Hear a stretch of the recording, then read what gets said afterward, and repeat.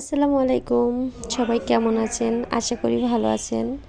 আজকে আমি দুপুরে কি রান্না করলাম সেটা নিয়ে এই ভিডিওটা। আসলে আজকে খুবই সাধারণভাবে রান্না করব শীতের সবজি। আর এই কুমড়া বড়ি দিয়ে ফুলকপি কিন্তু আমাদের কাছে দারুণ লাগে। আমিও যেমন ভালোবাসি, আমার প্রত্যেকটা ফ্যামিলি সবাই ভালোবাসে। তাই আজকে ফুলকপি বড়ি দিয়ে রান্না করব মাছ দিয়ে। আর এদিকে বরবটি ভাজি করব। অলরেডি কিন্তু বরবটি ভাজিটা বসিয়ে দিয়েছি।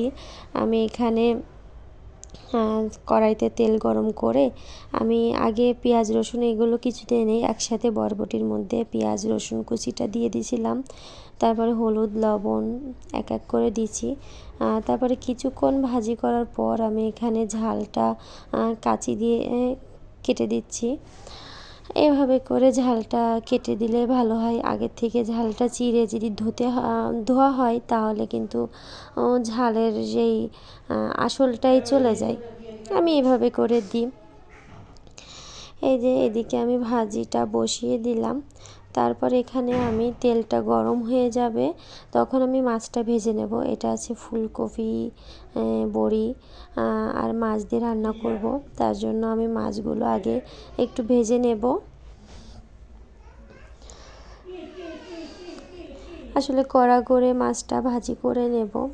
আমাদের ফ্যামিলিতে আবার এই মাছ কড়া করে না ভাজি করলে তরকারিতে খেতে চায় না। আমার মাছগুলো ভাজা হয়ে গেছে, আমি উঠিয়ে নিচ্ছি।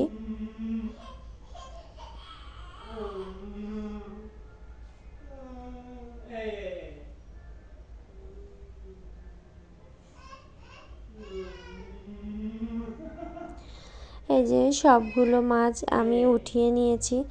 এখন আমি ফুলকপি রান্নার জন্য নতুন একটা কড়াইতে তেল দিয়ে দিলাম। তেলটা যখন গরম হয়ে যাবে তখন আমি কেটে ধুয়ে রাখা সেই ফুলকপি, আর এখানে কিন্তু আমি নতুন আলুটাও দিয়েছি। আর শীতের সবজির সাথে যে শীতের সময় যে নতুন আলুটা হয় এটা কিন্তু তরকারিতে দিতে ভীষণ ভালো লাগে খেতে।